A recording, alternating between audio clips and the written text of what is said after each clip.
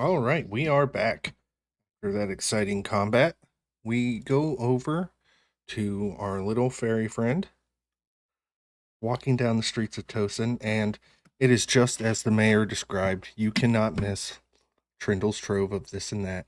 It's this little blue shop in the heart of town with the floating lanterns around it. It's small and quaint. It's got a little chalkboard sign out front uh, with this beautiful hand script on it with the sign that says Trindle's Trove of this and that. And as you walk in, you hear a bell jingle, but if you looked up, you wouldn't see a bell. It's an enchanted door. And from behind the desk, this little gnome head peeks up, and you see just this long gray hair with a knit cap on and a little blue overcoat and these big round spectacles magnifying her eyes. Oh, dearie, a new customer. Come in, come in. What can Trindle do for you?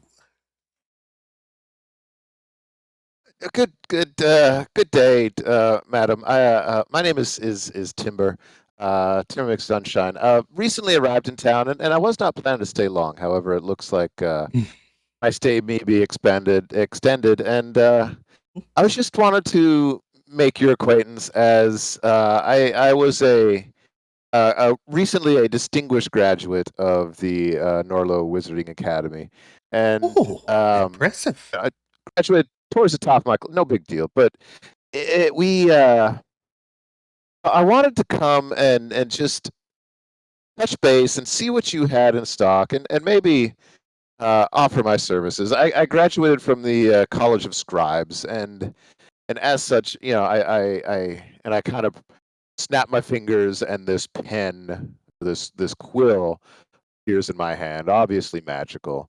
It's and with that training and with the tools I have acquired, I am quite proficient at making spell scrolls, and if that is a job that you need done at times, I would be more than happy to perform that duty for you. But in the meantime, I was just going to see what you had in stock, as it looks like we are heading out on an adventure that I may need some supplies for. Oh, as the sign suggests, I have a little of this and a little of that. And she smiles wide. And Timber, are you wearing your obsidian quill pendant? Uh, y- y- yes, because yeah, I have never been told that it would be anything but a badge of honor. So yeah, I'm wearing Yeah, it. yeah. Well, you can make an insight check So, oh, insight. or perception. I'll let you pick.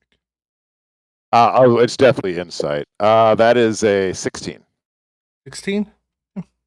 Yep. Nothing to note. And she's like, Oh, well, what kind of adventures might you be embarking on? I've got healing potions. I've got tonics. I've got ointments. I've got wands. I've got uh, scrolls. I've got magical ink for a magical book, which I imagine you have. and I pat my pocket of my robe where there's just all it looks like is just random leaves sticking out of the top of the Hmm. pocket. It's like I'm quite set in the writing and book category. What I would do you have perhaps a scroll of heroism? What level scroll is that? Level one. Let me roll a percentile dice for you.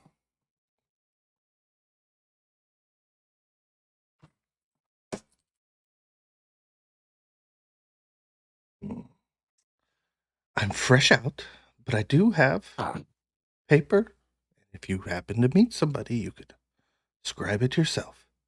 But then again, if you had it, you'd just put it in your spell book, wouldn't you? Silly yeah, me. yeah, it is okay. How much for just a standard healing potion while I'm here? How much is it on our sane magical prices list? Because that is what I am going off of, because this is the greatest resource that I've ever found. Thank you, Nick. You're welcome. I don't remember where somebody showed it to me. I think another player showed it to me. It was like, hey, can we use this for magic item prices? Great. Works for me. I mean, I don't have to do any work. Thumbs up. Hit Control F and put in healing potion.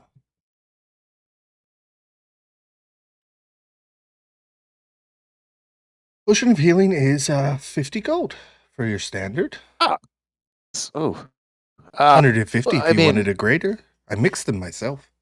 We're in Tosin. The herbs are plentiful.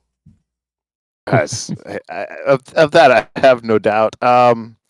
Could I perhaps talk you down to 30 with the promise of, once I get back from this adventure that I come by and assist around the shop? Make a persuasion check at disadvantage, please. Disadvantage, absolutely. Let's see. I rolled a 13 for a 12. To let you know where my charisma's at. Well, not to be rude, but we've just met. 50's the price. And I may have some Yes. work. It depends on how long you're in town. Okay. Right. You know what? I will take a single healing potion. If you would be so kind. Of course. And she goes and she hops off the stool that she was sitting on, and it's just as tall as her or you. So she disappears behind the counter, and you hear some glass tinkling around. She's digging through, and then she comes back up. She has it there, and she holds out her hand for the gold. Yeah, yes, and I put the gold up on the counter and say I do thank you for your business, and I do hope that I get to see you again in the near future. Absolutely, I'll be looking forward to it.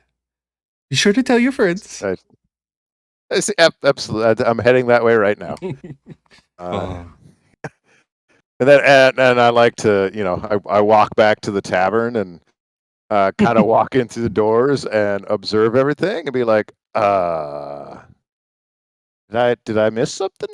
Yeah, Logan at this point it's free. He's just pouring shots of bourbon for anybody who wants them.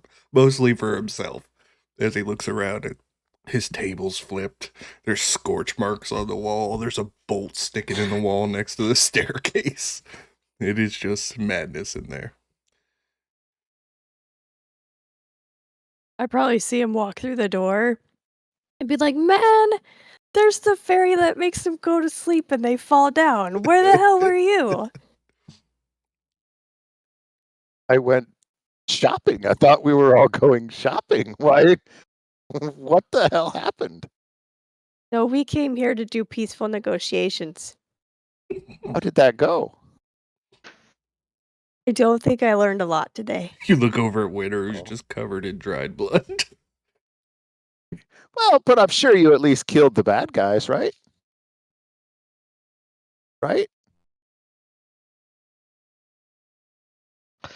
Yeah, maybe not Captain Blackthorn. Oh. We'll probably see him again.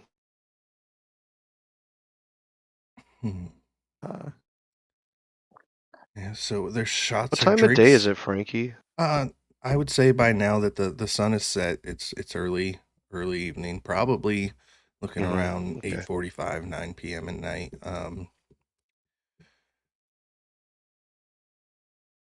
You guys can stay here. Winter has a room. You guys can rent rooms from Logan if you'd like. You could go up and search their rooms. You could whatever you guys want to do from here. You have a day to prepare, so it's really up to what you guys want to do. I would vote that maybe we should loot the bodies of maybe just the one body because the other guy was like disintegrated. If he has any riches, maybe we give it to Logan to compensate for the damage done to his bar. Absolutely. Unintentional as it was, it would be rude not to compensate him for that. And why not do it with our enemy's money, right? He does not complain at all. Let me pull those sheets back up. So the priest had a chain shirt, a mace, a component pouch, and we're going to say on his person he had 25 silver and 38 copper. And then on the bandit, he had a scimitar, a hand crossbow, standard leather armor. Gonna give him 14 silver and 22 copper. Other than that, there's no notes or missives on these two guys' persons. All right, and it'd be strange if Thrandil didn't say anything, so he'll pop out from back behind the bar, and he's gonna. I thank you guys for helping me out back here. Gotta find this accent again.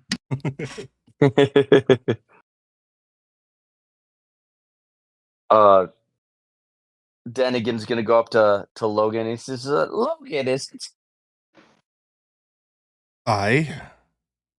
my man Thrandil has made quite a mess.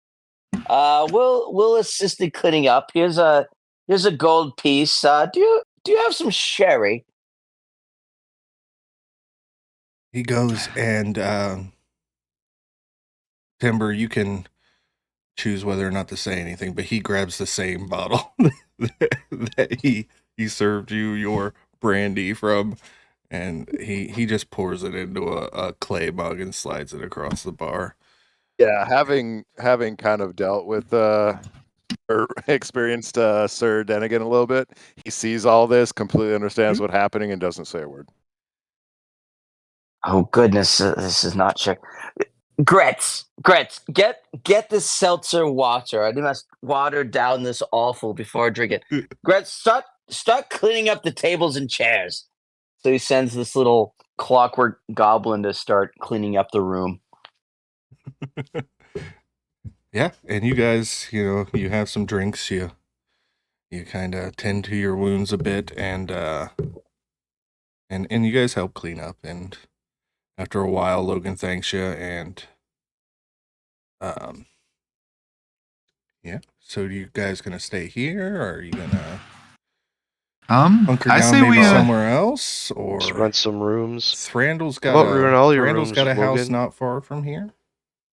Yeah. Dennigan's got to tinker and recalibrate, so he'll take a room here. Okay. It's free of charge. You guys helped with the attack, so anybody who wants a room here tonight gets it for free. Anybody? Anybody who wants a room. Yep. Just trying to make sure the Half-Orcs can get some room. He is then let beyond anyone caring in about here. that now. But no, saying again, Ildain, Mordella, thank you for helping me out back there. I know you didn't know my situation, but I appreciate it. And Sir Dennigan as well. I'm gonna walk up to Sir Dennigan and kind of be behind him. Oh Christ, I'm a dwarf. So yeah, I'm probably trying to be intimidating. But if he's sitting on a stool, I'm probably literally coming up to like his waist. If he's sitting. Oh, one of the little people. It's good to see you again. He actually starts to speak in Dwarvish, but he does it slowly and loudly, like you would talk to someone who doesn't know English. Hello there. So the worst part about Alyssa not turning on her camera is you do not get to see the facial expressions that I do, because oh my god, this is awesome. So I'm gonna turn and look at Vraak and just be like, "Can I?" I'm gonna say back in Dwarvish. I'm just gonna say go for it. But before you can, Logan goes, "Please, no more in here tonight. Not here. Take it outside at least." Can I like grab him to take him outside? Yeah, if you wanted to make an athletics check against him, Okay. which will be hilarious because I've seen character sheets.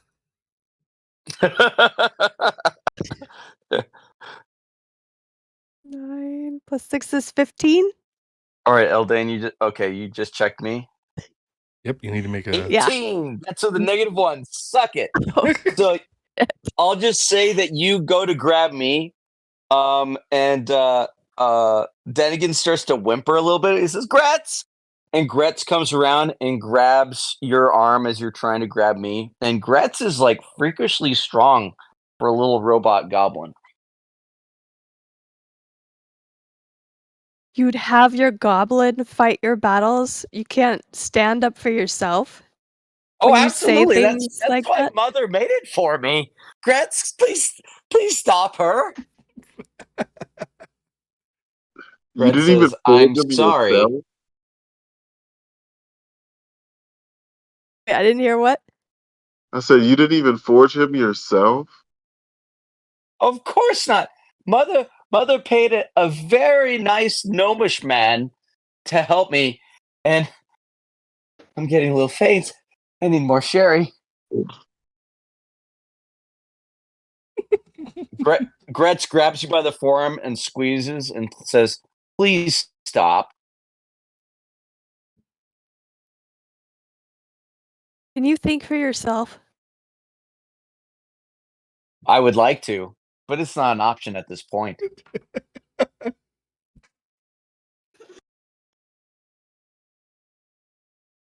Can I just hit him a little bit?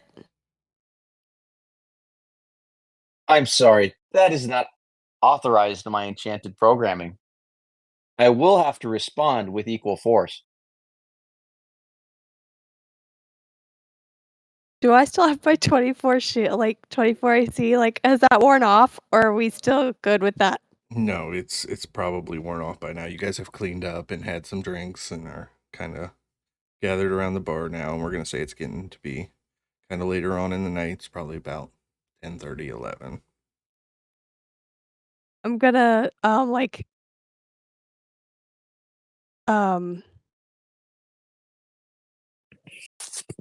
actually, yeah, I will manifest my echo.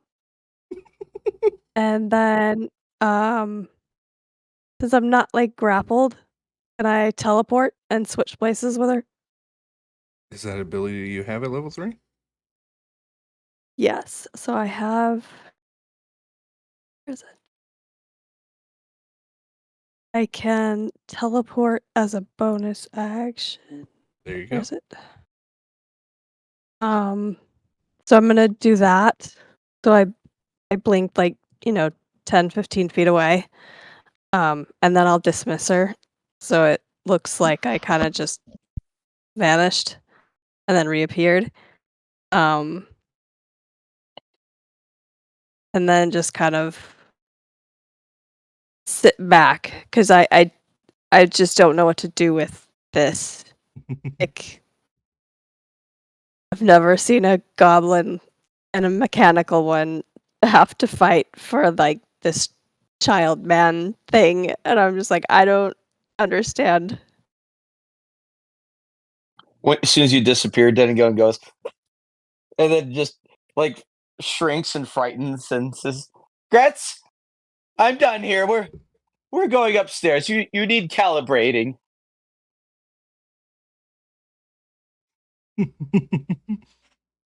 So Sir Dennigan is gonna go and take his room. Yes, he's done for the night. He's had way too much excitement. Okay, is everybody gonna bed down here? I think so. Yep. Mordella's gonna ask Winter if she can stay in her room. All right. Winter is like, yes, of Kinky. course you're invited. If it was anyone else, I'd say no, but you're a good friend. Of course you can bunk with me. Pillow fight. Well, Friendly enough today.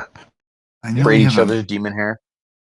If there's nothing anybody else can do, yeah. we can say you guys can go ahead and take the benefits of a long rest for the night if you had nothing else you wanted to accomplish today. I certainly Are Are we don't. gonna be able to like go to the smith tomorrow? Yeah, no, Or we're not okay, ending the then game. yeah. I've just been trying to give you guys an opportunity to take a long rest for the night so we can get the next day started, but I didn't want to interrupt the role play. you're good.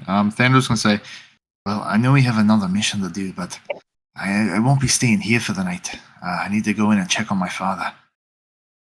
So I'm gonna go on and get out of here. If you guys need me, you can find me at the Archer's Edge. It's a bow shop not too far from here. You can ask a town guard. So, yeah. Have a good night and enjoy your rest. Thrandil's gonna leave.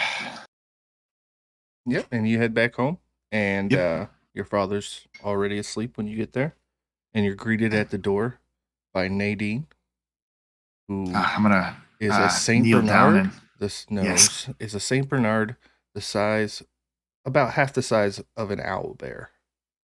oh, okay. Nadine is gigantic. I'm gonna walk right up to her and start scruffing her on her cheeks. Yeah, you had a good yeah. loss. And she you- licks at you, and she's excited to see you. But... All right, down. No. You've been keeping an eye on the shop, girl? No burglars or bandits. It's excellent. I suppose Alendrill's already asleep. Guess I'll lock up for the night. Tuck in myself. It's been a long day. God knows what tomorrow will bring. And I'm gonna kick off my boots at the door and make my way to my room and just drop my bow and fall into my bed. Mordella, do you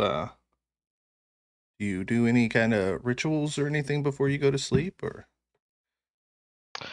I want to cast protection from evil and good Okay. on myself, even though I don't have a spirit bound or anything. It's just she thinks it's a good idea to do that. And remind me what that does again.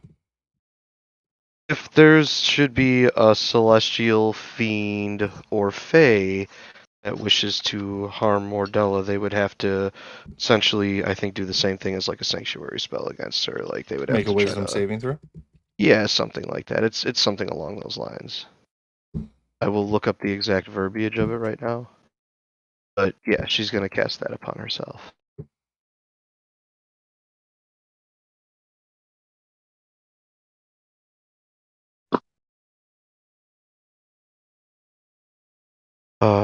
Oh, it only works for 10 minutes, but whatever. It's long enough for her to fall asleep. Okay, that's fine. She's protected against aberrations, celestials, elementals, fae, fiends, and undead. Any of those creatures have disadvantage on attack rolls against her. She also can't be charmed, frightened, or possessed by them. And if she were already charmed, frightened, or possessed by one of them, she now has advantage on the roll to get out of it. After the excitement of the day, it doesn't take you very long to fall asleep after casting this spell. And it's a deep sleep. And you find yourself kind of astral projected over the battlefield from earlier. And you hear Goblins? it's the aftermath. The goblins are dead Okay. and everything, but time seems to be frozen for you, and you hear a woman's voice coming from the northeast. And it sounds vaguely familiar, but you can't quite put a finger on it. And you just hear, Mordella.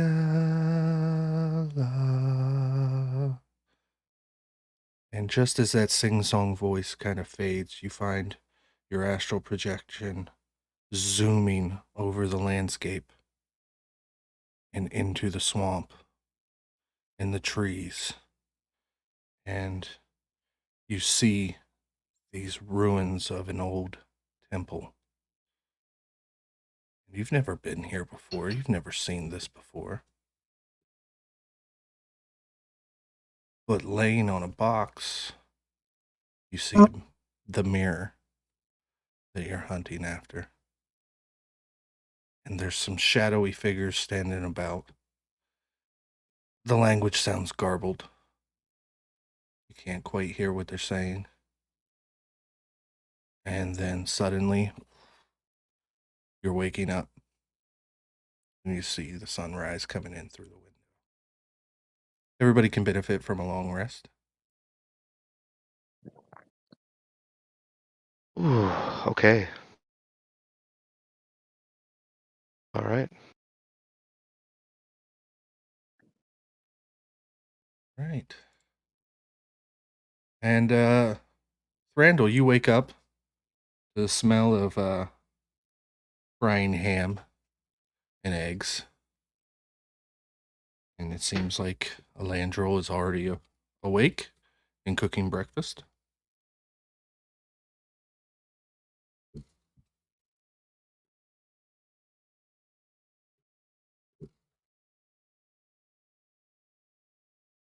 You still with us, Thrandil?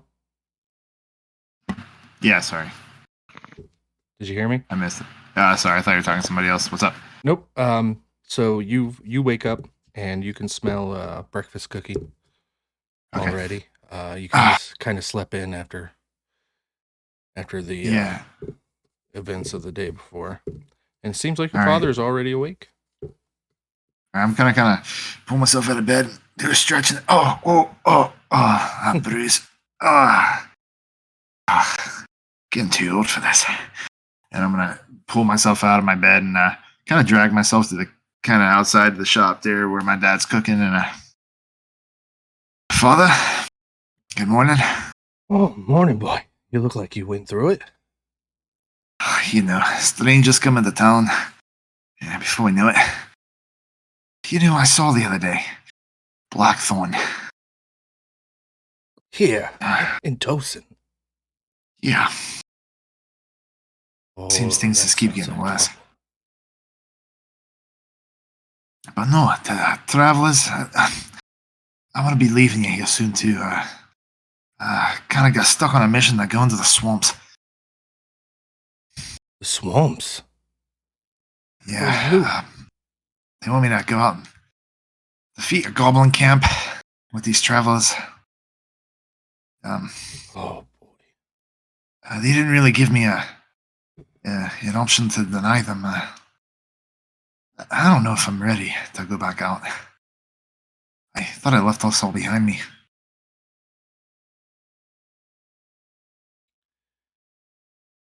I don't know. Sorry. If there's one thing I've learned in the long lives of us elves, is nothing really gets left behind. Yeah. Things always find a way to come back, and your nightmares just continue to haunt you. But it's not going to be like last time. I'm gonna see these travelers through, and gave them my word. I'll be back to help you in the shop before you know it. Well, at least eat before you go. Got a busy day. Got a special order for the militia, so I've got some bows to put together. Yeah. Same order as last time, eh? Mm-hmm. Twice. Twice? Yeah, seems the goblins are picking up. It's good for business, bad for the town, but hey.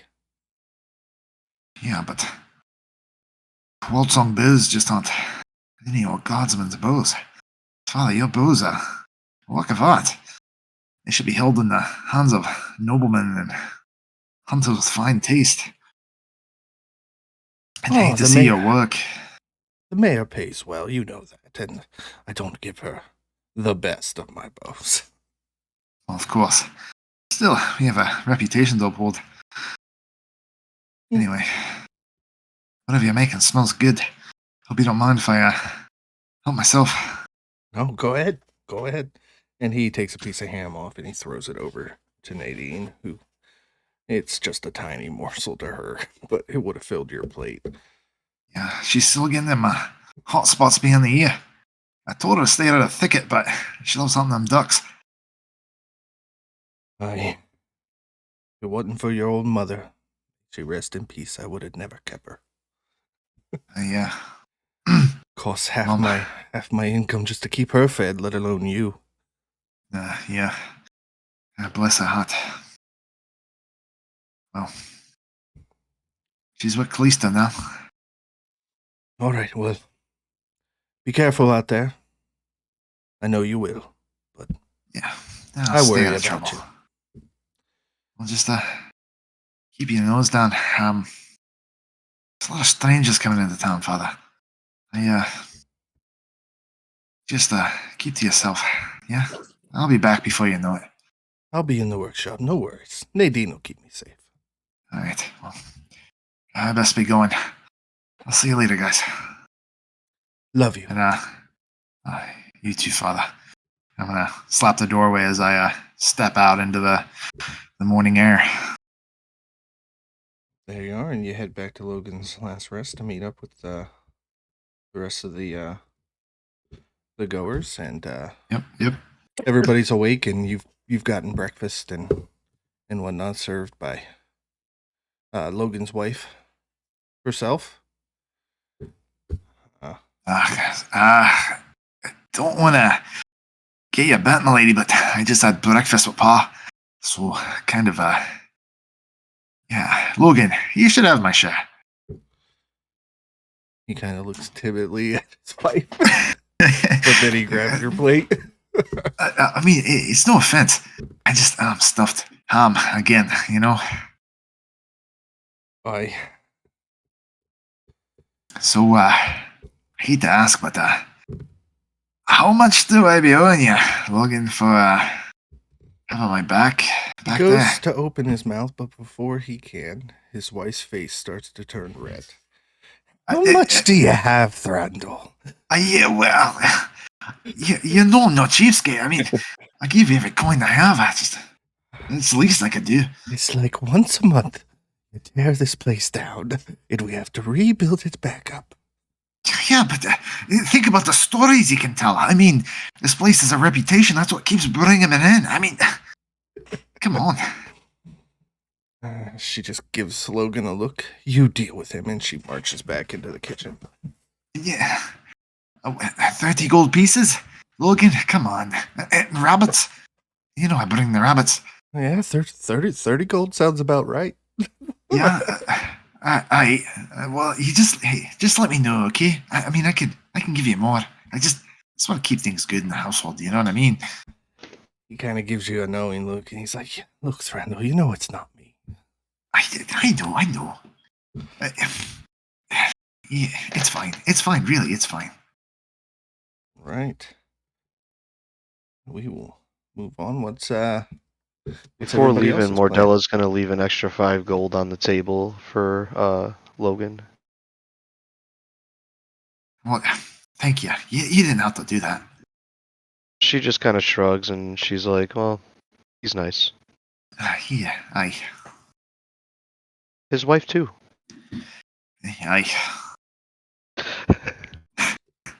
All right, Vraak, I imagine you're going to be wanting to go visit old Gruff before you guys As leave soon town. as possible. Actually, Mordella wants to follow along too. Yeah, who all wants to go to the smithy? I'll tag along. Yeah. I'm definitely going. Okay. I'm not going to be the only one to not go somewhere again, so I'm coming with you. So the smithy is actually in maps and locations as well. You guys wanted to kind of get an idea. Let's take a look. See, it's Gruff Ironbeard's home. Where's here. that in the general? Yeah, okay. Yep. In the general. So Dennigan's going to head over to for different supplies. Absolutely. So as you guys come in, you see old dwarf, and I mean old dwarf, but somehow, even at his advanced age, his muscles are rippling, and he is nice. He is standing next to the forge, heating up a piece of metal, and he's got his tongs on there. And as you guys can see from the layout, he's got a desk. There's shields and retired weaponry on the wall all over the place, each telling its own story with the marks and scars on it. There's a giant smelter in the room. It's probably the biggest one you've ever seen, and as soon as you open the door, you guys can feel the heat. And this old dwarf kind of looks over his shoulder as he hears his door open, and he places his metal down and takes off his gloves. Oh, customers. No offense, folks, but you don't look like farmers. You guys need some tools. And then he eyes Vraak. And he Vraak does not freezes eye in him. place.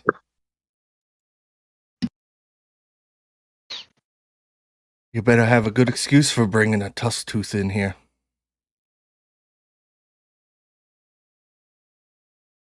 Your Dennigan Ildain. speaks. Go ahead. Oh, sorry. Ildain just looks over to Vraak to let, because I know, I would imagine I know like how she feels about this person, but I also just heard the slur, so I'm like waiting for her cue to be like, is she gonna let that slide or what? And actually, being who your family is, Ildain, and I rolled an insight check on him, and I got a 19, and he has +5 to that, so he immediately recognizes the fire red hair. And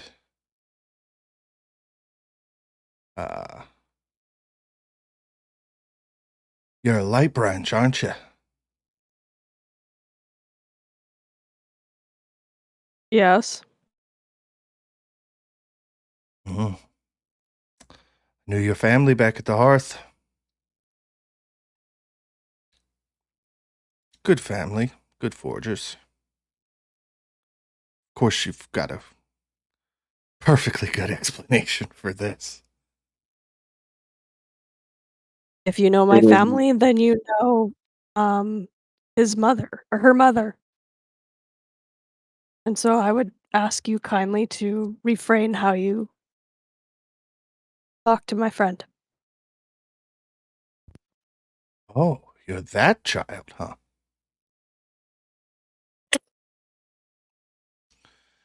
I'm gonna bow as deeply as a 6'5" person can, He's kind of and caught say off guard. in perfect Dwarvish that I humbly request an apprenticeship from the best known smith that's ever walked He's a this dwarf, green but earth. yeah. And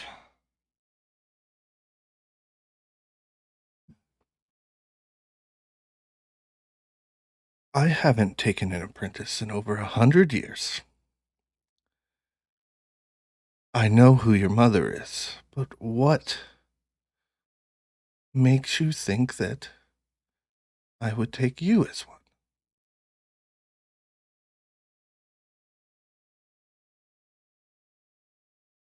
If you know who my mother is, then you know my family's reputation, and it would make no sense to at least not hear me out.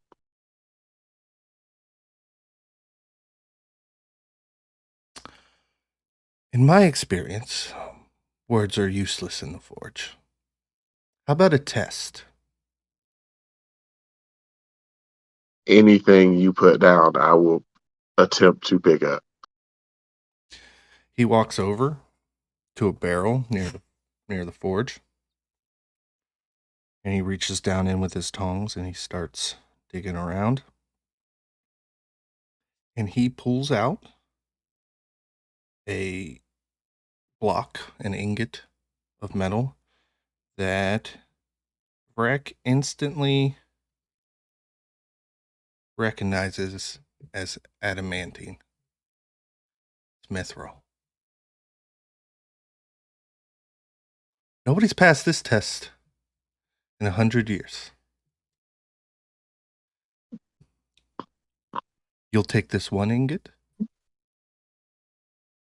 and you'll forge a dagger. And now we have Forged in Fire Minhal edition. He stepped back. And Vraak, you know this is one of the hardest metals in the world to work. And Yep. make an insight check. It's an insight check? Yeah. Okay. DC's 11. It's easy. It's obvious. Well, I get a +5 to it, which is great because I rolled a 6, so it's exactly 11. Yep. He has no belief whatsoever that you will even be able to move this metal. He is setting you up. All right. Yeah. And he tells you any tool in here you may use. And he steps back to the counter. He gets up on his stool. And he leans back and puts his hands behind his head and kicks his feet up on the counter. And we're going to have a series of tests here, Vraak. All right. I am going to attempt to subvert your list of tests by first trying to make it easier on myself as a blacksmith and casting heat metal on the metal. Make it easier to work with. Absolutely. Joe. There is Go ahead, this forge is special, so it is more than capable of heating up this metal. But yeah, I will give you an advantage roll Okay. on that. Is there anything else anybody wants to do to help Vraak on her test? Anybody got any? I kind do of not have guidance nor bless, but I would have cast one of those should I have had it. Maybe some inspiration? Hint, hint. Did I lend a help?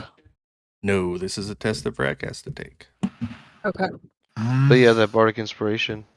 Yeah, I would like to bardic inspiration. I kind of forgot I was a bard, so I was trying to figure out what spell to use, and then I realized I didn't have any. So yeah, bardic inspiration. You get a D6. Yeah. Let me see if I have any strength ups. I think I just have +1 stuff for infusions, but let me double check real fast. Thrandil's gonna kind of sneak his way up to Gruff and be like, "Morning, Gruff. Hi, Thrandil. How's your dad? Oh, he's doing good. Hey, don't be too hard on him. I don't know him long, but Vraak, well, House Wildson, we'd vouch for him. He seems like he'd rise to the challenge, and he really had my back. So, be doing me a favor. Roll a persuasion check. For what it's worth." Fuck. Oh, 2. Okay.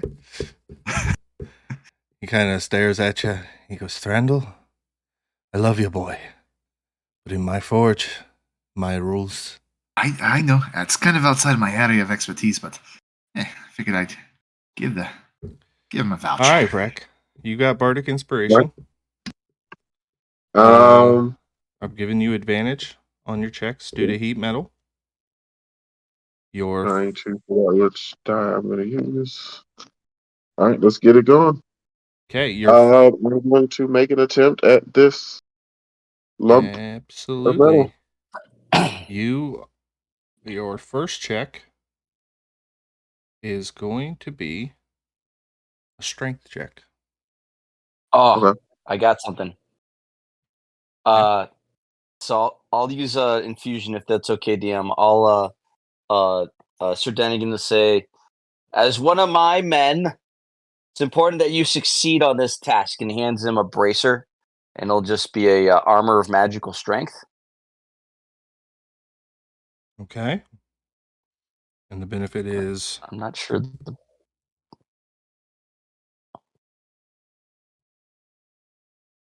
I'm pulling it up right now. Sorry. Nope, it's fine.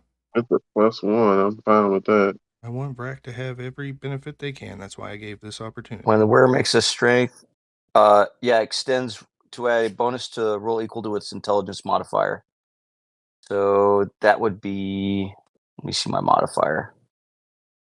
+3. So +3 on a strength check. Look at that. So I get a +3, a D6, and it's at advantage. Yes. You don't even have to roll the D6 too. You can wait until you roll the D20 to decide if you want to roll a D6 or not. So if you don't need to roll it the first time, you could save it for one of your other challenges. The DC on this first check is 17. Okay. Hot dice.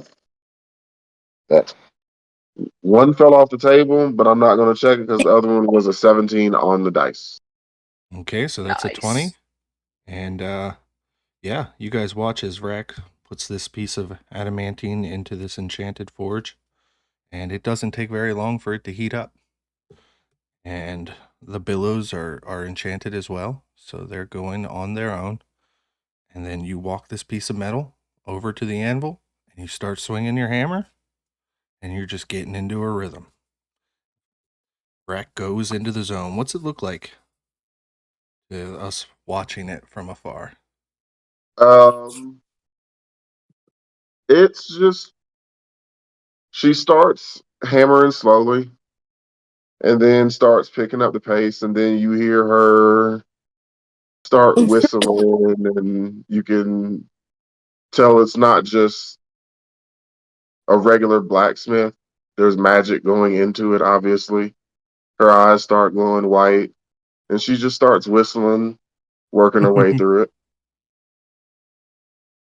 And he is trying his best not to show it, but he knows what it looks like when that metal starts moving.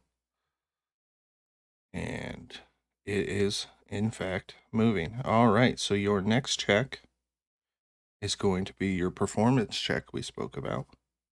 Yep. And your DC for this one is 15. Because you passed the first check, the DC is lower. All right. You still get advantage, and you still have that D6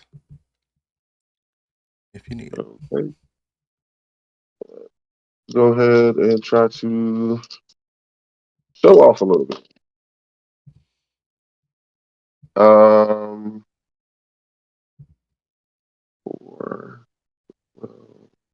And it's a 15. Yep. I got to roll a 3 or better on this D6. And that's a 5. There we go. So Okay. 17. That's another pass. Right? Yeah, 17. Which is good, because that means the DC on this last check is lowered again. 13. All right, so Vraak is just going, and this metal is moving. And at this point, even Gruff is sitting up and staring with his jaw agape as you're going off on this piece of metal that he knew for sure you weren't going to be able to do anything with. This was not something somebody was supposed to be able to pass. And you're just going at it, and you forged out the shape of a blade. Now, you're going to have a DC 13 wisdom check at advantage. Winter, I will allow you to give another inspiration for this check if you'd like. I don't know how many you have. Yay. I have 4. I haven't Okay. used any yet, so. So you will have another D6 for this check. This is just a straight wisdom check to know when to properly dip that blade you have forged into the oil and not crack it. If you fail, you will have a catastrophic failure. Your blade will crack. Okay, so I'm going to try to stack myself up as best as I can here. This is an ability check, correct? So I can cast guidance on myself? Yes. Okay, so I will be doing that. Thank you, cantrip choices. And the roll can roll the die before or after making the ability check. Okay. So just on the dice itself at 11 plus 14 before I roll the other 2 die. Yep, you pass it. So you dip this blade into the oil at the perfect time. And it comes out sizzling as the oil catches fire for a brief second. And you set the blade down on the anvil and then stand behind it.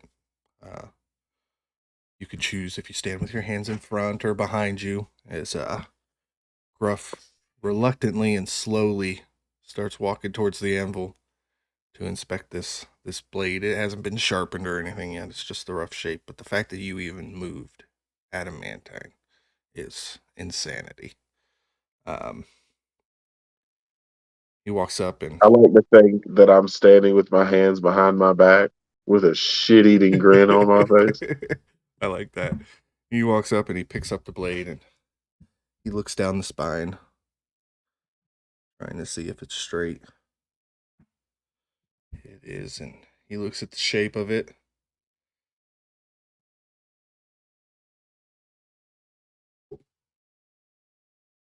Yep.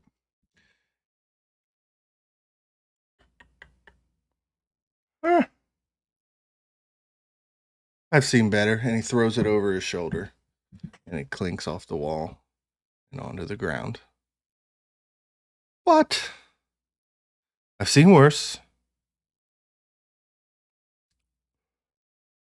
I've got a few more tests, but I'll have to prepare for them. You did all right. Come back in a day or two. Not bad for a half-orc. And he looks at everybody else, and, well, you're here. Does anybody need anything? Mordella throws a coin purse with 50 coins on the table, and she points to the collar on her neck, and she says, "Take this off." He walks over, and he's going to inspect it. I'm going to give him an Arcana check. Let me pull up his. Ooh, yeah, that was a natural 20. He knows. Oh my God, lass, how'd you end up with this? You heard of a bloke named Captain Blackthorn? The pirate? Aye. Is the one that locked me neck with it.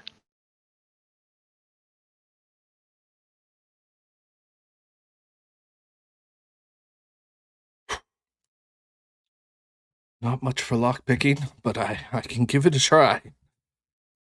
And he goes and he grabs some tools from behind his desk. This is a DC 17 wisdom saving throw before the sleight of hand. So I'm going to make this. Good thing he's got high wisdom, being an old-ass dwarf.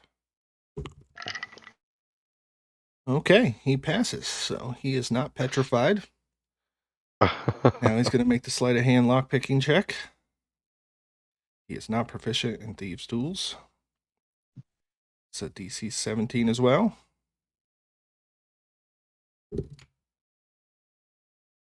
Yeah.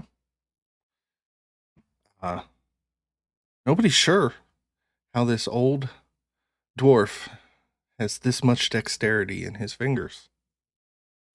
But he is able to successfully pick that lock, and he removes the collar. Mordella, there's some chafing. You've been wearing this thing for weeks. Oh yeah. He holds it. She almost doesn't believe it when it like clangs to the ground. I don't believe it either. He should have failed that check, because then Vraak would Like have she's been kind real of looking upset. down at it, and she looks back up at the dwarf and looks down at it again, and looks back up at him, and she goes, "Thank ye." Uh-huh. Hands him the coin purse. He takes it. He's not going to turn down money. And he holds it out to Mordella, and he goes, if I were you, I'd get rid of this thing. It's no good can come from something like that, but it's not mine to dispose of, so. You won't cast it in your... She points at all the molten metal. Throwing it in the smelter would destroy a magic item, but he's leaving that decision up to you. She places it in. Yeah. She wants nothing to do with it. And the smelter spitters and sputters, and it starts bubbling, and he kind of starts to back up a little bit as he gets worried for a second, but then it dies down, and the collar is destroyed. I did not expect that to happen tonight either. So good on you. So, Winter, yeah. Winter claps Mordella's back and goes, amazing. Do you want something for the chafing while I'm here? She nods. I'm going to do healing word And so that's a D4 plus 6. I'm not missing any hit points. This is all just for Yep. flavor and roleplay. Okay. Absolutely. Well, yeah, she casts Healing Word. Yeah, All right. it feels a lot better. Jeez. I will tell you guys right now at this smithy, there are some legendary items, but not that what you guys would be able to afford. For the most part, Gruff has moved on to tools and farrier stuff, nails, and he's kind of left bloodshed behind him. He's had his Makes fill. things that town folks can actually buy instead Exactly. of things they can only look at in a shop. Exactly. And it's kind of blows Vraak's mind that this guy who crafted weapons Vraak would consider almost divine coming from him, but he's given that life up, and now he's got his stories that he shares about the weapons up on the walls and the shields and the armor that's around the shop. But unless somebody wants to buy some farrier tools, there's not much left to do at the smithy. And if there's not much preparing left to do, Thrandil knows the way to the swamp. Well, I would like to kind of step away from the group for just a few minutes. Okay. I need to take out my sending stone and make a report to Lady Avanis. Okay. I think Mordella wants to step away for about 10 minutes too to perform a ritual. All right. Yeah. Any last minute But she doesn't preparations? want to do it in Anything front of anybody. anybody wants to do? Now Dennigan is the time to do it. Dennigan asked Buff for a part of the forge and workstation. He takes apart Gret's armaments and replaces his ballista with a flamethrower. Okay. Mark off 15 silver to rent the workstation. This man's got a family to feed. Ah, 15 silver. Exorbitant prices. Yeah.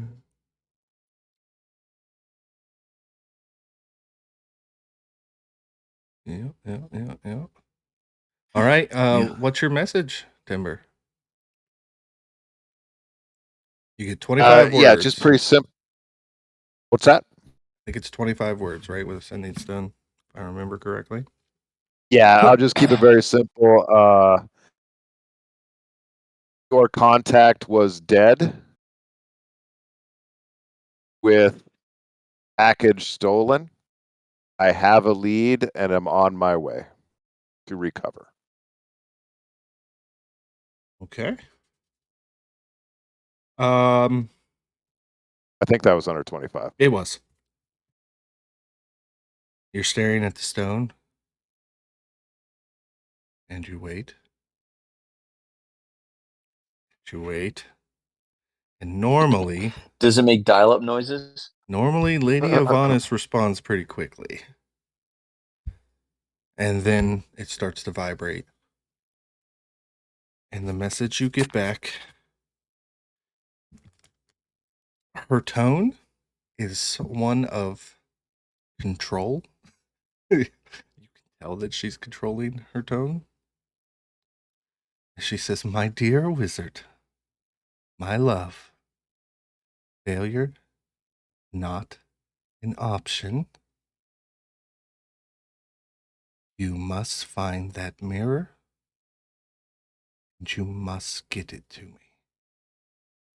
Time is of the essence." Understood. And of course, you can only send once per day. So she knows that you can't reply to that, but that is the message you get back. Sounds good. And your ritual Now, that do you... walk. Oh, yeah, go Oh, ahead. sorry. Go ahead. Yeah. I got something I got to talk to Winter about, but I'll let let's have. I want to watch this ritual first.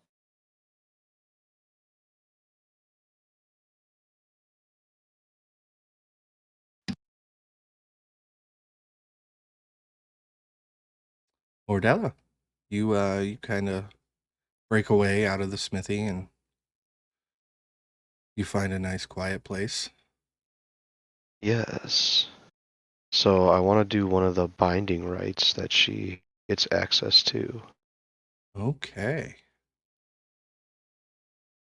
Alright, so I think I'm going to bind a Spirit of Agony. I'm going to bind it to a level 1 slot. So if I'm rolling dice for damage, if a die shows a 1, up to 1 dice because I'm only using a first level spell, I can just treat that as the maximum dice roll. Okay, since you're binding it to level 1 slot in accordance with the rules we set out before the game, I'm going to have you roll a percentile dice, and anything above, we'll say 5%, you get it. Okay, let me percentile. And I got 50. There you go. So you take communion, and you're kind of near the temple, which has the graveyard for Tosin. And with all the goblin attacks lately, it's not hard to find a soul of agony. And you are able to successfully bind it. Good thing you slunk away. Yeah, definitely don't want to do that in front of anybody just yet. But I'd also imagine that after Mordella takes the time to bind a spirit to her, I would just say that probably there's an eerie presence about her. Especially if you decide any of your characters are kind of sensitive to like supernatural phenomenon or anything. I mean, literally she has bound an undead spirit to her service. So make of that Against what you its will. will. Against its will, yeah, she has done this. Yeah. It could be within its will, like it says they can trade secrets, but I like the exactly. idea of it being against its will, kind of. I really do like that. So, yeah, like she knows she's kind of taking something from this. Absolutely. And then you will begin to Yeah, get so, to and it. then like she can also do this thing called the quickening, which she hasn't done yet, but that's like when she starts speaking in tongues and her eyes become like ghostly white and shit, but that's a totally different thing. But that may happen in front of you before she actually does the like binding ritual again. Either way, she's done this separately from you guys, but now that she's back, there's something a little bit different about Mordella. Something a little bit more creepy.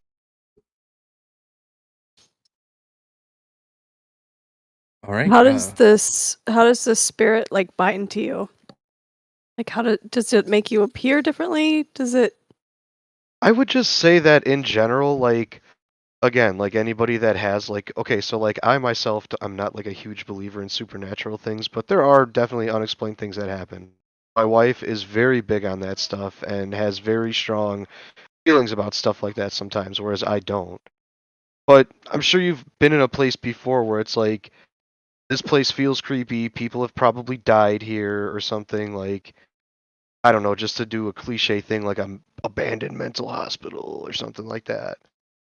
But that's probably the feeling you're getting from Mordella, if anything at all. Maybe your characters are oblivious to it, but she's bound a spirit to her, so I think there in game there would be some type of consequence to that.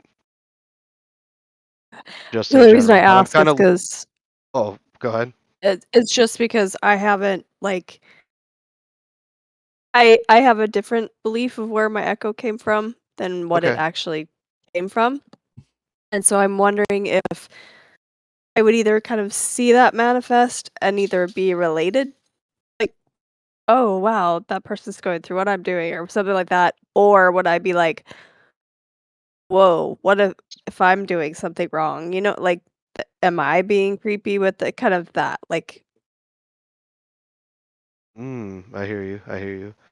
And I was gonna say too, like while the spirit to her is like bound, I wouldn't say it definitely like shows in the sense of like a ghostly spirit, wafting around her or something. But she can release it, and it does like this immediate release effect, and I think that would be very obvious. She hasn't done it yet, but if she does, I'll make sure that I describe it. okay. And I think that like other than just kind of the weird vibes, like Yeah, if though you that do might be release something it, that like Ildain yeah, sees and be like, "What the hell was that?" yeah, I've done things like that before. okay. Hey, Daisy. Say hi, come here. Yeah. Oh, yeah. Timber, you had something you Baby. wanted to do with Winter? Baby. Yeah, I just want to walk up and excuse me, young bard. Winter, was it? It was. I heard you questioning the goblin yesterday, and you mentioned something about a mirror. What was that you were talking about? Oh, we're getting into this early. I'm sitting back. Well, this is Well, one this is that one now because see I've that seen a note, and I've gotten a message on the sending stone that both mentioned a mirror, and I had no idea I was here for a mirror. So now I'm trying to get to the bottom of that. Yep, she definitely let it slip in that message with exactly what was in that package. Well, someone recently told me of a legend of a mirror that can help keep witches from turning into hags, and as someone who loves myths and legends, I figured I might follow up and see if there's any truth to it. Why are you Okay. so interested in the mirror? No reason. It was just something that I heard, and it didn't make sense at the time. And I'm a big fan of knowledge, so I just wanted to get all that knowledge. No reason. Winter smiles, and it's kind of a I don't really believe you smile, but it's also like she's not gonna push, so she just says, okay. This fairy just keeps lying to this dragon.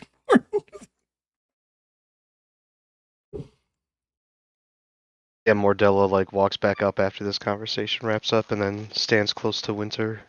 Is like, hey, I am back. All right. Is there any other prep or anything else anybody wants to do before?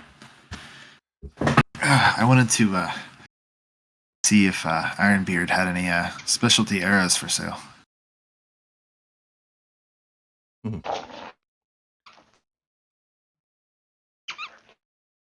What arrows in particular are you looking for before I In roll my particular, percentile okay. dice? Yeah, let's see here. D&D arrows. Okay. I don't know if these are canon. Maybe like explosive arrows or like thunderclap, lightning, acid arrows, mind piercers, holy arrows, perhaps.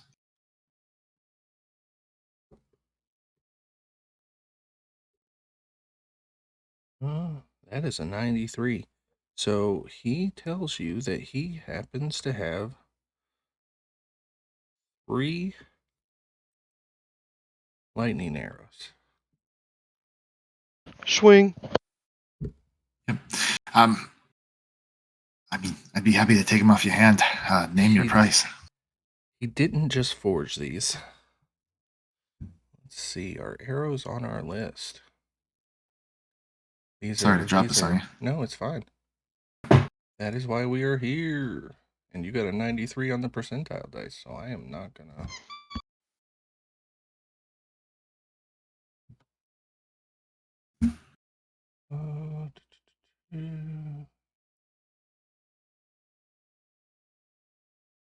Definitely.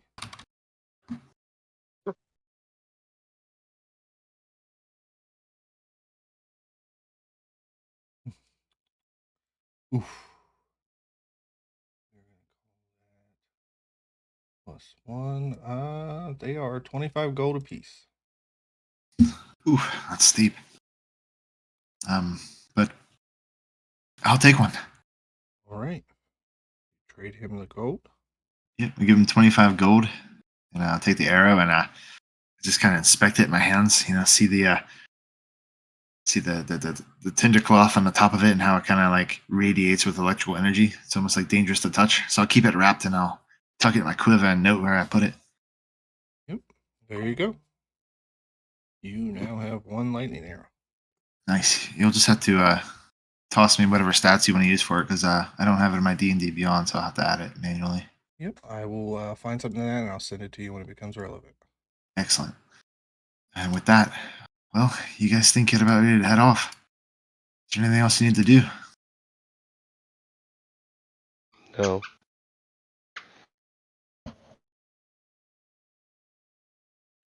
So, what do we know about tracking and hunting goblins? Anybody have any experience with them? Yeah, yesterday. That's it. Ember speaks up. It's like, I took an advanced course of study. I'm quite fluent in Goblin. I also have a spell where I can change into a goblin. Does that help? They'll come in handy indeed. Yeah, they're tricky. They run in packs. And they're usually led by some sort of a war leader or a ritualist. We'll have to Don't keep they an eye out attack for that. caravans? They do. They'll raid the What road. if we rent a cart and pretend like we're transporting goods? It's not a bad plan, but I suspect they'll take us off the trail a bit just to keep us out of the wind, so to speak. I'd rather not be getting ambushed if Sure we can thing, help it. Thrandil. You're the guide. Hey, I'm just saying. I'm not ordering any more caravans. Plus caravans are very expensive. But, yeah. By the way, Sir Dennigan, what is insurance? How do you explain value to a peasant? Well, let me try to dumb this down as best I can. The people who have money, like myself and mother, we spend money to ensure that things arrive where they're supposed to in the shape they're supposed to. For example, while you weren't paying attention, I bought a little bit of insurance on each one of you because you are an asset to this endeavor. I should have increased the copay.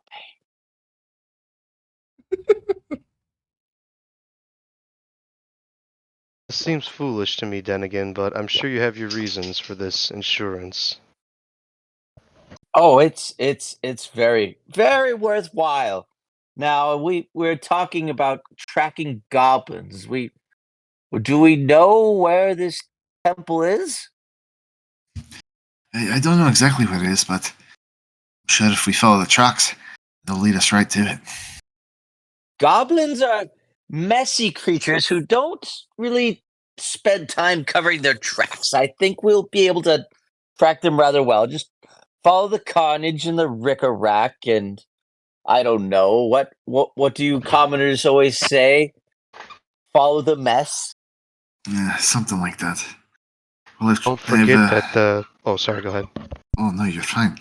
I've experienced tracking them. I used to hunt them in the Burma army, so I'll lend you all the expertise I can. I'll get us there. Just let me know when you're ready to head out. You need to be worried because the captain told us they also have been ambushing as of late. Yep, they've been ambushing the path, but Thrandil, you would know that there is no road that leads into the swamp. Yeah, we're gonna cover our tracks, and we're gonna take a little bit of a less traveled road to get there. I say we shouldn't have to worry about any ambushes, but best be on your guard. Oh, we'll be stealthy. Gretz, go into stealth mode. All Gretz does is just grab some soot he keeps in a pocket and smears a line underneath each of his mechanical eyes. That's his stealth mode. I'll take your word on it. Okay, and before we take off, it is 12:45. Is everybody good to go, or?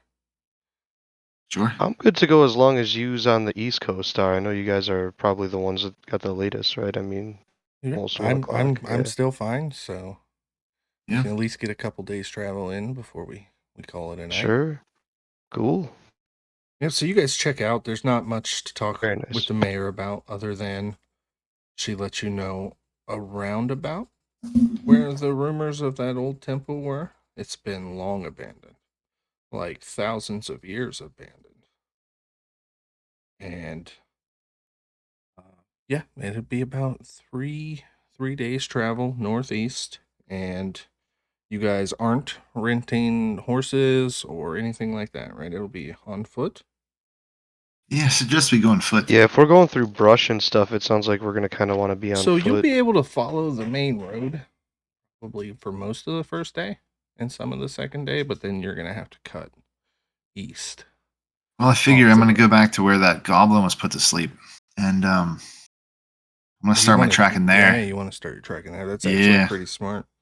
And as goblins are my favorite enemy, I get advantage on tracking them, and we won't get slowed by anything difficult terrain or anything in the forest, since it's also my favorite terrain. So, absolutely. Wow. Absolutely. It's very nice. Okay. Yeah, so should be a straight path. You guys are being led by Thrandil. What's the pecking order, just so I know it? Or are you just kind of walking in a gaggle here at the start? No, I think we should establish a pecking order. I think that makes more sense. Kind of helps if we do get into some type of scenario, establish a map. Is Thrandil like on the path? Like, are we following him, or is he like scouting ahead, kind of? And yeah, that's a good question too. That's a wonderful question. You tell me. Yeah, so I got my hood up. I'm just kind of rushing out front. Just kind of like looking at the tracks, keep my head down, up here over my shoulder every now and again to make sure everyone's caught up and no one's getting too tired. And I'll just constantly be on the lookout for ambushes and things like that. So I'm kind of like up ahead a little bit and just kind of leading the pack here. Dennigan is a leader and also always favors his own personal safety, so he'll be in the middle. Okay. I would definitely say Mordella's going to be close to where winter is, and probably would favor being towards the back. I think I would I would be first or behind Thrandil as long as I can see him. Like if we hit tall, like anything that blocks my view at a whopping 4.5 feet, then I'll probably step behind someone if that's a problem. But I take it, Vraak, you're walking with Ildain. In lockstep, you are absolutely correct. So my order, I have Thrandil, Ildain, Vraak, Timber, Dennigan, Winter, Mordella. Yep.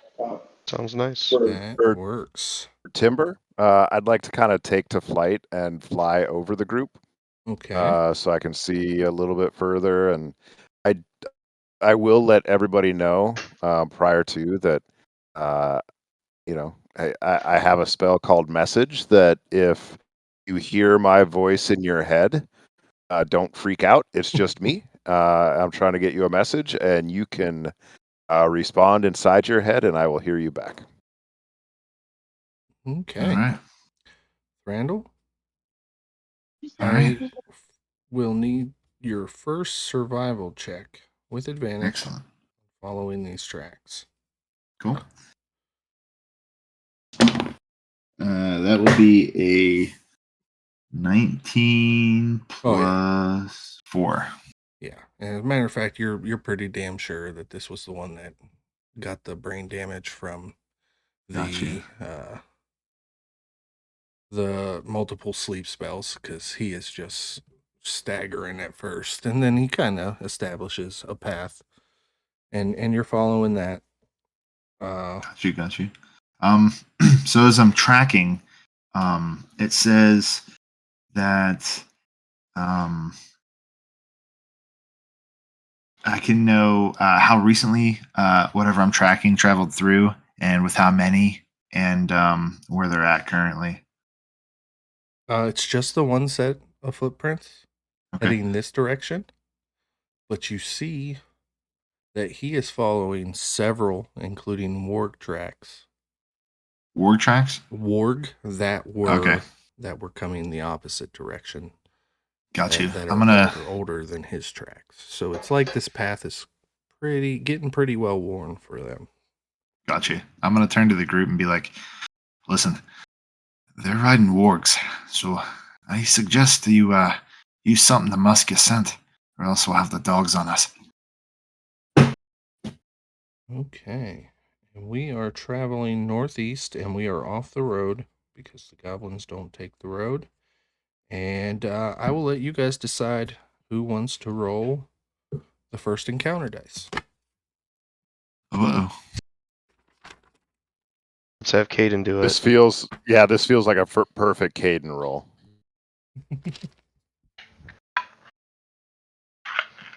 Okay, so what am I rolling? You roll a d20 and tell me the number. Yay. 12. Rolls Dragloth. 12. Okay. Aiden, do me a favor and roll a d10.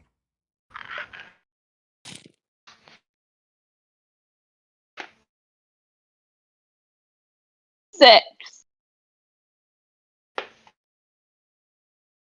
Okay. 6 Dragloths. 6 Dragloths. Right there. All right, Thrandil, you are out leading the party. Roll me a perception check. Okay.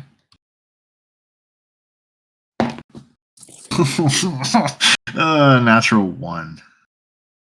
Okay. You've been all 1s or 20s today. Yes, dude, this Dude. is what's so fun about D&D. Fuck I know, yes. it makes no sense. So Thrandil's ahead of you guys, and he is just in the zone on these tracks.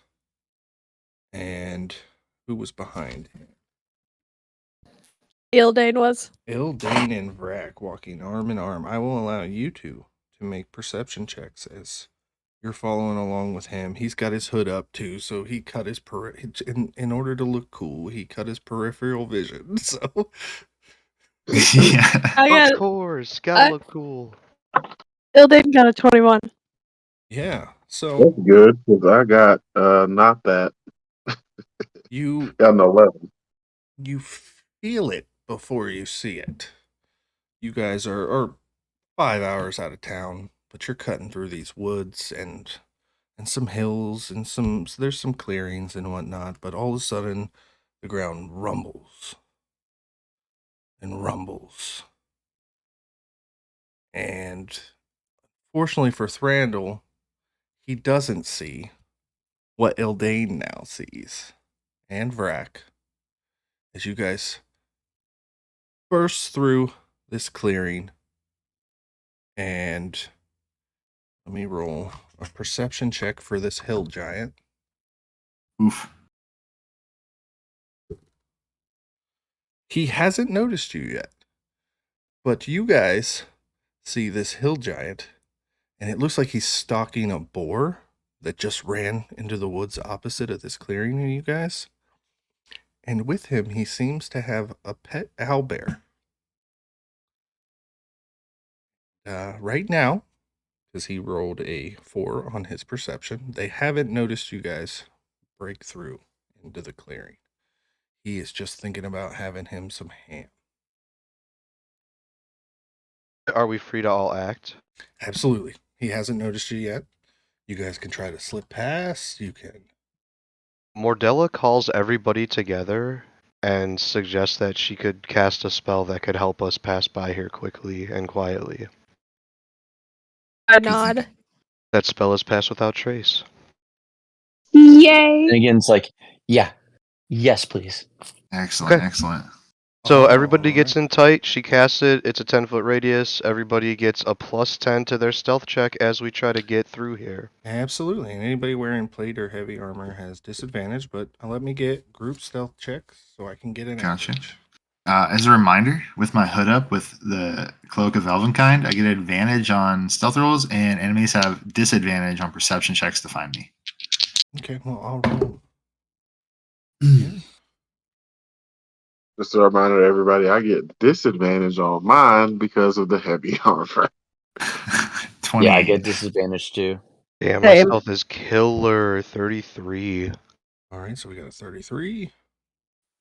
13 for Ildain. 13 for Dennigan. 13. 28 for winter. 28. Thank 20 you, for Winter. Thrandil. I wasted it on the rest of y'all. No, it's okay. I'm just joking. It's all in good fun, honestly. 17 for Timber. 17. What did Vrack get? I got a 14. 14.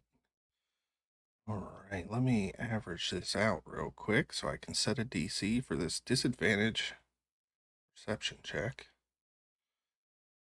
33 plus 13 plus 13 plus 28 17 plus 14 equals divided by 7 equals. So DC is 16 for this perception check. Oof. His perception is a +2. So the first roll was an 18. So that's a 20. Nice. But he's got disadvantage, so Get the good roll out the way. unfortunately, fella, that's a 15. 2, which is 17, which Spotted. beat 16. So as you guys are trying to make your way on this tree line, I'm gonna say that it's his owlbear that catches the scent and he growls. And the growl of the owlbear causes this hill giant to snap his head around. He has to kind of peer, but then he hears the clanking armor, which pinpoints your guys' location. And I need everybody to roll initiative. Yeah, Dun, dun, yeah, dun. my bad. It's all good. Oh, Can't believe sweet baby We're about to have Jesus. to 16 whoop was some the giant average. ass. That'll be a 17. Dennigan got a 2. Okay. Ildain got a 3. Okay. 13 for Mordella. Winter got a 6. Mm. Okay. Okay, guys. Brett got a 21. Okay. Timber got a 12.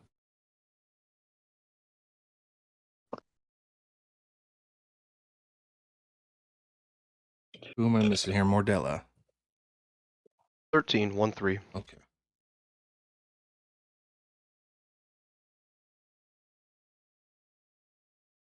Still missing somebody. Thrandil, what did you roll for initiative? 17. 1-7. Okay. Oh.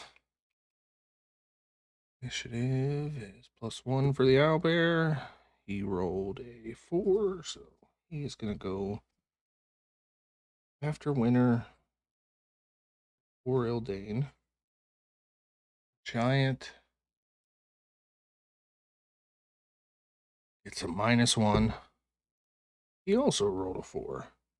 I'm going to let you go first, Ildain. All right, so the order is Vraak, Thrandil, Mordella, Timber, Winter, Owlbear, Ildain, Giant, and Dennigan. So, you guys have about 75 feet between you and this pair across this clearing, but they have noticed you. Vraak, you are up. I will scream really loudly in Giant. Please, for the love of the gods, don't kill us. And then whisper as I cast a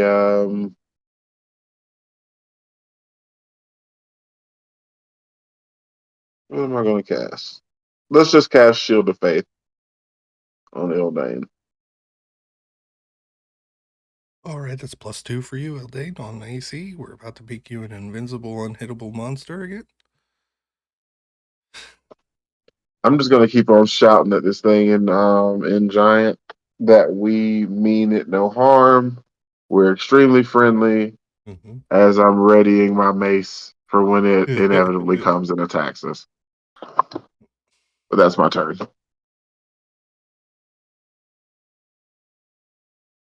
All right, Thrandil, you are up.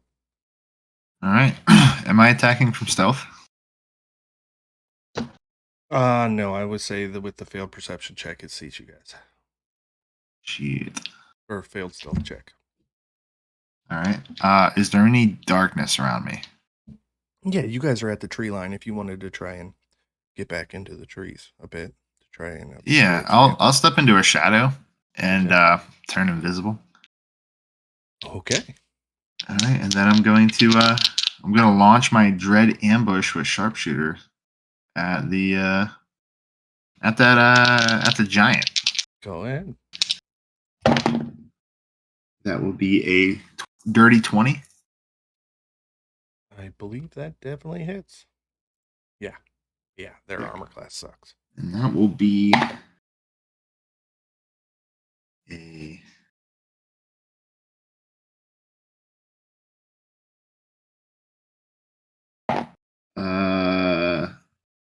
26 damage on the first attack. Okay. And then I'm going to roll my second attack without stealth. And that is going to be a miss, I think. That's a 9, 10, 11, 12, 13. 13 to hit? 13 just hits. That's the armor class. Really? Okay. Yep. And the second attack will do.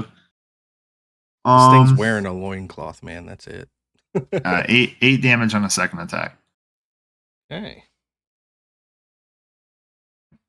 Yep. All right, Mordella, you are up. Said we're 75 feet to the enemies. Yeah, it's about 75 feet between you guys across this clearing. Alright, she's gonna step forward 15 feet. She's gonna point at the giant and shriek and cast Toll of the Dead. So he'll have to make a wisdom save. DC of 15, I believe. Let me double check that one. Yep. DC 15 wisdom. Is shitty. They are not very wise. Yep, that's a failure. Okay, so that'll be a D12 since it's already taken damage, and I got that spirit bound. If I happen to roll a 1, it's max damage. Of course, I rolled a 2. Protected myself against that one roll against the time and How rolled are a you damn 2. rolling so low So- on a D12 each time? It is what it is. Life goes on. But yeah, that's 2 psychic damage. And then since she's still got 15 feet of movement, she's going to step back 15 feet and still be at 75 feet away. End of turn. There you go.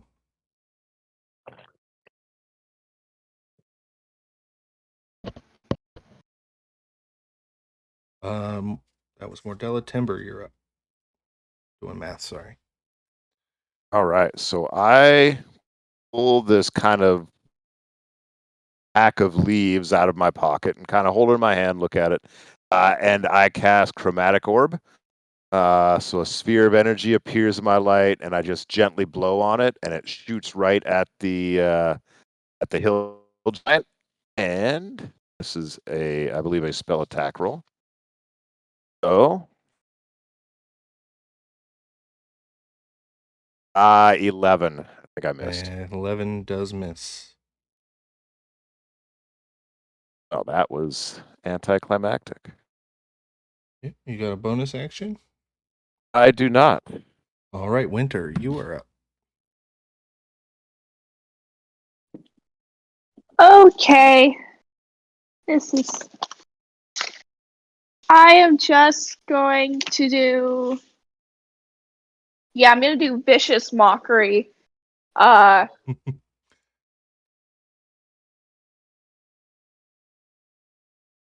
And because I know hill giants are very much like it's about their strength and being big, I'm going to call him a skinny little kid.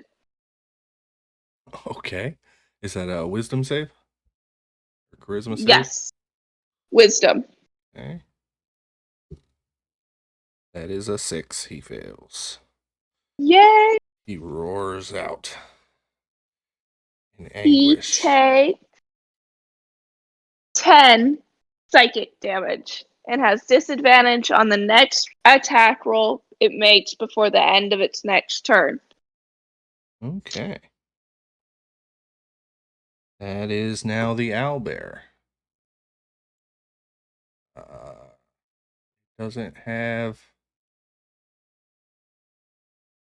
much it can do at this distance. So it is just going to start moving its 40 feet towards you guys, and now it is 35 feet away. Ildain, you are up. So I can only go 20, so I'm gonna go the 25.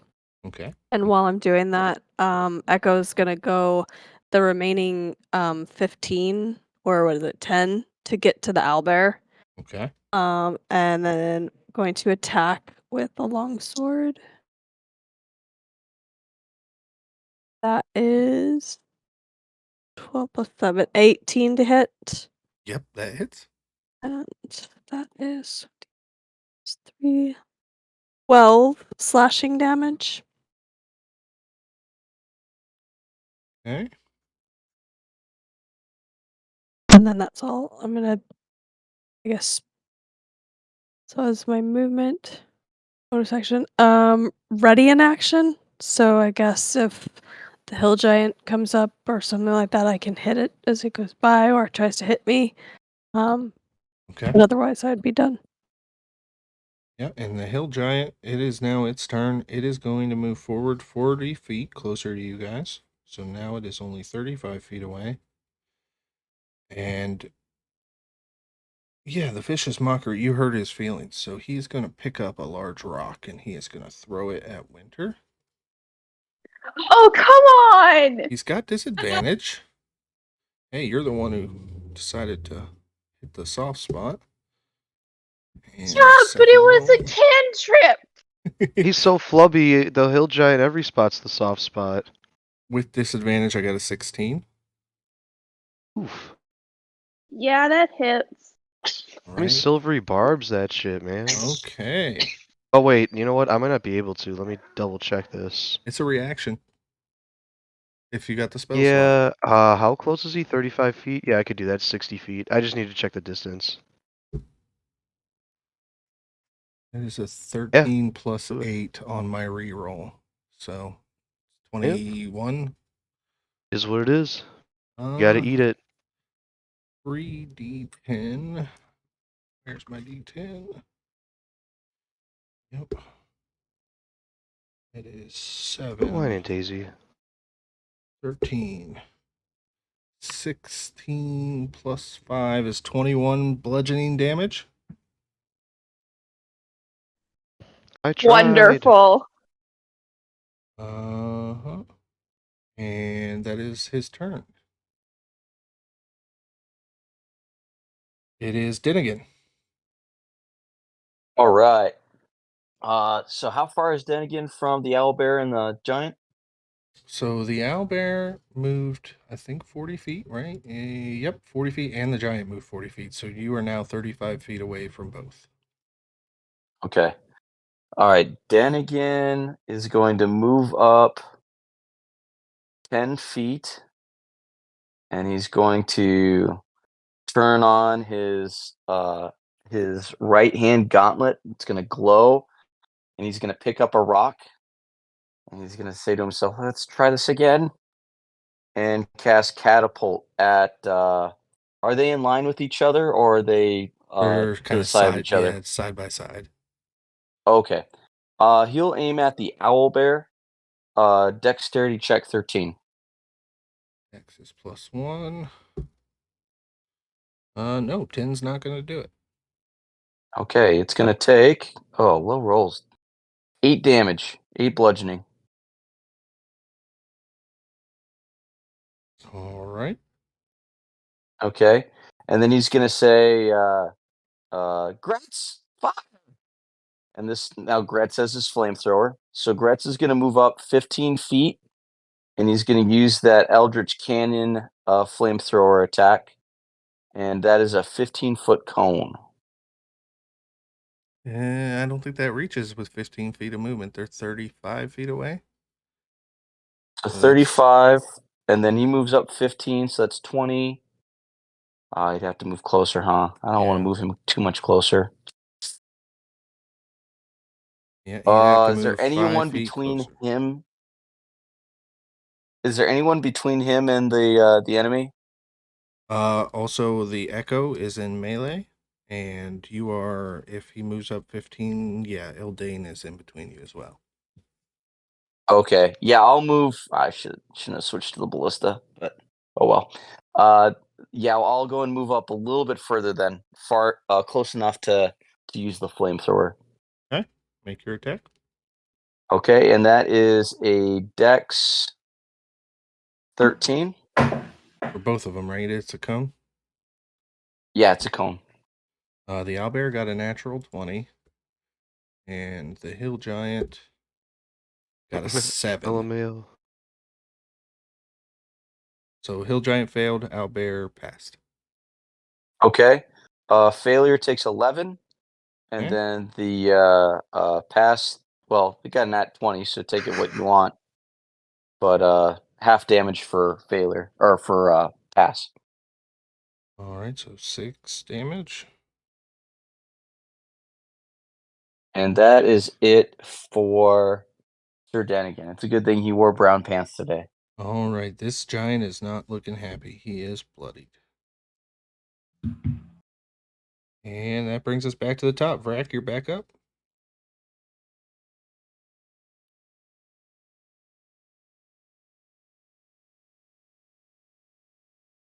You did. Vraak, you're muted.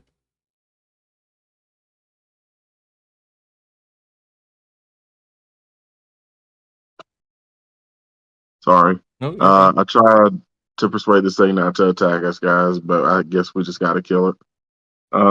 So guiding bolt of the giant, I guess. Okay. It's an attack roll. Nope. That'll be a 12. Oh, just misses. All right, that is my action. I'll use my movement to move up 25 feet. Okay. So And wait. you are now 10 feet away. All right, Thrandil, you were up. All right. Just for clarity, on Umbral site, DM discretion, since it's theater of the mind. This feature says, while I'm in darkness, I'm invisible to any creature that relies on dark vision to see me in that darkness. So, am I standing in darkness in these trees? Am I invisible? I don't know that it's darkness per se. It's dimly lit. I think that's how you would define it in D&D terms. Gotcha. Yeah, if it's dim lit, then I'm still visible, so I won't be in stealth. But it's important to note that because it's kind of a mechanic that I can abuse. Yeah, it's the middle of the day, and gotcha. Okay, you're that's just all. in a tree line. I'm gonna go ahead and make a sharpshooter attack and see if I hit. Natural 1. I do not hit. Every time, man. Dude, it's one or the other, right? Feels good when it hits. It doesn't. It doesn't. All right, and with that, I fumble and I would totally silvery barbs you if I could. I already used it. I haven't had my turn yet, so I spent my reaction already. No problem. No problem. With that, I end my turn. Oh, no. I forgot. A feature of silvery barbs. You don't only make me reroll. You grant advantage to one other creature. I completely forgot that last battle. I think that's true. I did think too. you get to do Well, both. let's just say I gave it to Thrandil. Why don't you roll that shit again? I mean, sure, yeah. Okay. That's why it's a broken freaking spell. Here comes a 20. It's a 9 plus 4, so that'd be 13. Hey, on the that giant. just that I'll just say, fits. even if it's a miss, as long as it's not a freaking nat 1. Jeez. Yeah, true. You said it was a hit, 13? Yep. Awesome. So that will be 19 damage. All right, he is not looking happy. And now I happily end my turn with that one. It's much better. Right. That brings us to Mordella. I'd like the giant to make a DC 15 wisdom saving roll. Or another Toll the Dead. She just keeps pointing at the giant and just shrieking, die, die, die. That's a 5. Alright, that's a fail. And that is a 9 psychic damage. Hey. She will move back 30 feet Putting herself 65 feet away from the two enemies and end her turn. Okay, that brings us to Timber. All right. I'm going to move forward, so I'm 15 feet. I'm assuming the owlbear and the giant are pretty close together. Yeah. All right. So I'm going to move up, so I'm kind of 15 feet in front of them. And I am going to cast Color Spray, which... A second. And 16, 21, 6... 8 is 34. So 34 hit points worth of creatures are blinded, starting with whichever creature has the least hit points. Okay, so there's no save or anything. No save. I Wow. like the sleep. It just happens. The giant is blinded. Okay, so they will automatically fail any ability checks that require sights. Also, all attack rolls against creature have advantage, and their attack rolls against us have disadvantage. Yes, absolutely. All right. Winter, you are up. And then I'll back up a little. I'll back Yep. up a little ways from there. You're muted, Kaden. Oh, sorry. Yeah, because it worked so well for me last time. I'm gonna do vicious mockery again because now he's blind. So yeah, now I'm gonna insult his ability to throw a stone because it didn't kill me the first time. Yep, that's a 6, so he failed this time. Wait, did you just say he failed to save? Yeah. Okay, good. Just want to make sure. That is 9 psychic damage. And then I'm going to do Healing Word as a bonus action on myself. Regain 8 hit points. And then I'm just going to scoot like 5 feet to the right. So that way, if he does try to throw a stone at where I was yelling, he'll miss. Oh, yeah. So it is now the owlbear's turn. He is going to charge at... Let me roll this D8.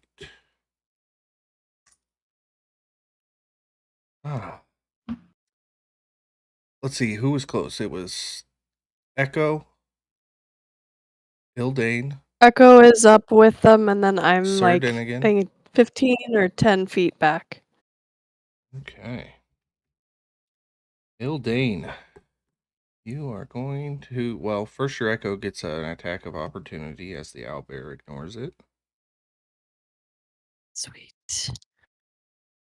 Charge you. That is 22 to attack. Absolutely hits. So is Do 12 your dice have a slashing number damage. under 14, Alyssa? Not my red one, no. It's a good one tonight. The last couple times it's been giving me nat ones, but for some reason tonight it's behaving. I think that time in jail reformed it.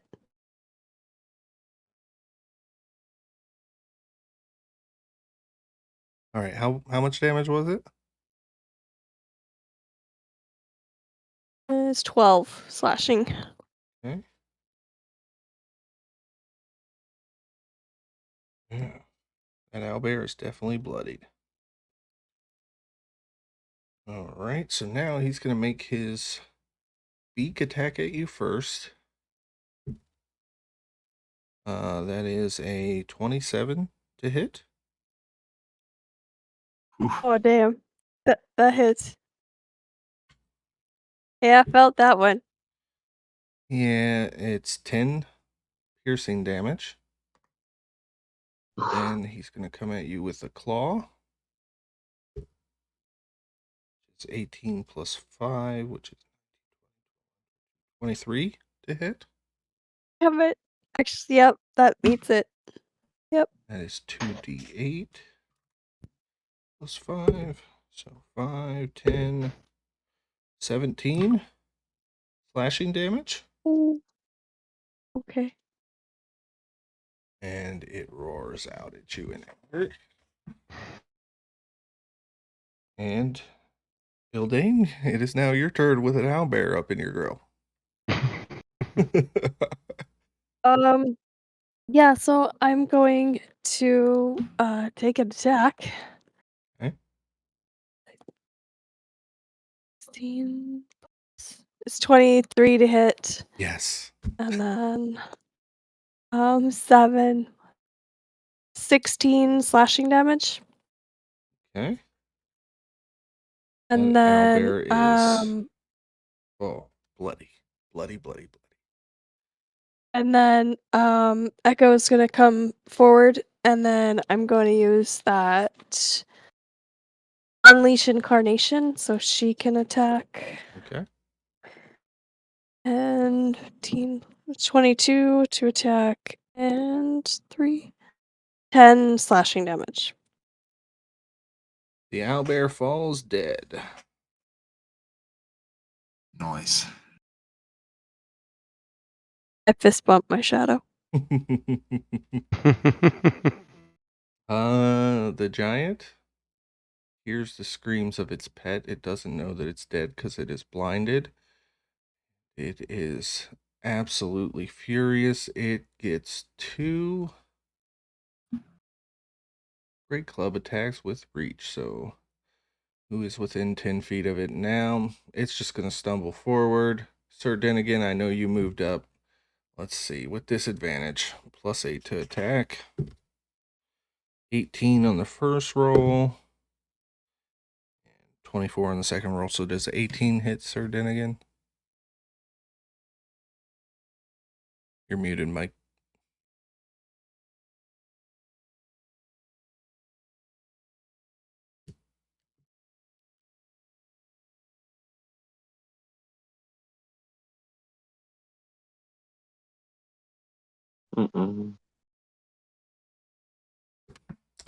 If it helps, I was also up within 10 feet of it. If you want to redirect it towards me. Yeah, let's go ahead. Does 18 hit you? 18 does not, but the 24 does. Well, no, it was It's attack with disadvantage because he's blind. But he does get a second disadvantage, attack. yeah. So the second attack, we have a 20 and another 24. So does a 20 hit, Vraak? It does. Okay, that is 3d8 plus 5. 9, 12, 13 points of bludgeoning damage as you are whacked with this blindly swinging, very bloody giant just swinging out in a rage. Sorry, guys, I'm back on. My off mute wasn't working. No, it's fine. It's fine. We got it handled. Good thing too, because it's your turn. The owlbear is dead, and you have this giant in front of you who just hit Vraak with a great club. Oh dear. Okay. All right, we're in those brown pants again. I'm gonna go ahead and cast Poison Spray. Con save 13. And that's a plus 4. That's a 20 dirty. All right. So he looks up. He's like, "Oh dear." Gretz, do something. Gretz whips out his flamethrower. Dexterity 13. This minus 1. That is a 5, so 4, so it's a fail. 7 damage. Okay. And that is it for Sir Dennigan. Vraak, you are back up. This giant just whacked you upside the head with a great club. Yeah, not too happy about that. So attacks on it are made with advantage already, right? Actually, yeah. You know what, Sir Dennigan? Roll the attack again with your poison spray. Or no, that was a con. Yeah, it was a save. Never mind. Okay, so most of my stuff is support. I'm going to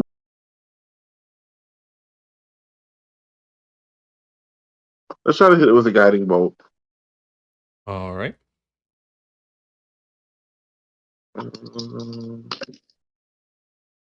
There we go.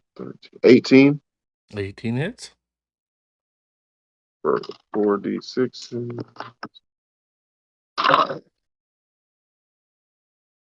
17, 18 damage. Yep. You kill this hill giant. And Nice. Nice. as it falls forward, I need everybody within 10 feet to make a dexterity saving throw. Not me.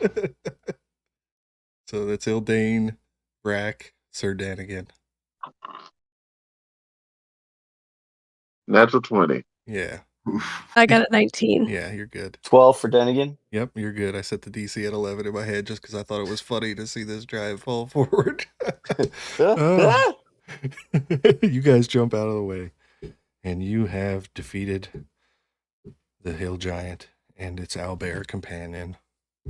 And with that, we're going to call it a night as you guys start scoping out a campsite. Your first day of travel done. And we are Nice. going to move on to Stars and Wishes. This was a lot of fun. I'll start off. Stars mocking a hill giant for its size, Caden, was absolutely hilarious because hill giants, in their minds, I don't know if you've ever read a hill giant's like description, but like size is everything to them. The bigger you are, the more powerful you are in a hill giant. So that was a good way to go with that. I like that. Mordella, the ritual was fun, and Vraak, I had a lot of fun in the blacksmith. I've been waiting to throw that test at you. It sucked you couldn't make it the first night, but I'm glad everybody was here for this one. So that was good. Wishes? I don't have anything. Just be honest with me on how this went for our second session. And Cook, we'll start with you. I have had a great night. Stars to everybody. Good to have everybody in the group actually playing and everything. That always feels nice.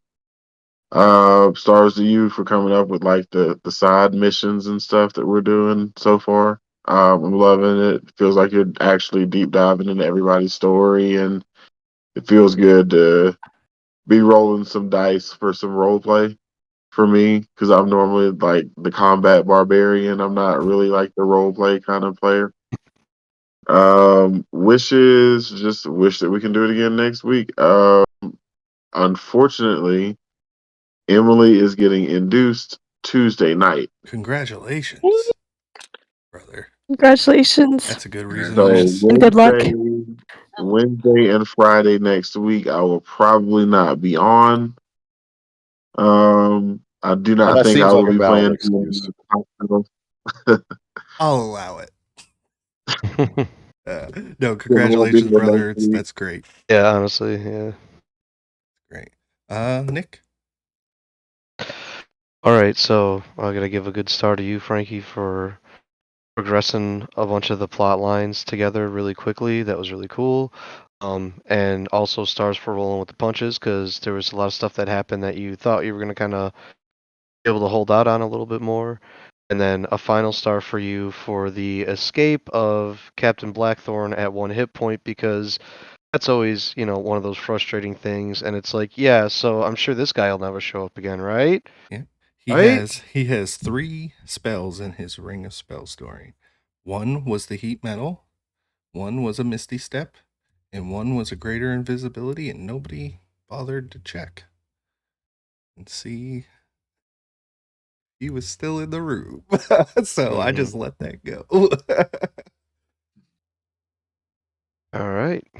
Very nice, though. Very nice. I really enjoyed He that. had 1 hit point left. I literally thought this boss who's supposed to be this big pivot point was about to just die. It happens sometimes. And then wishes.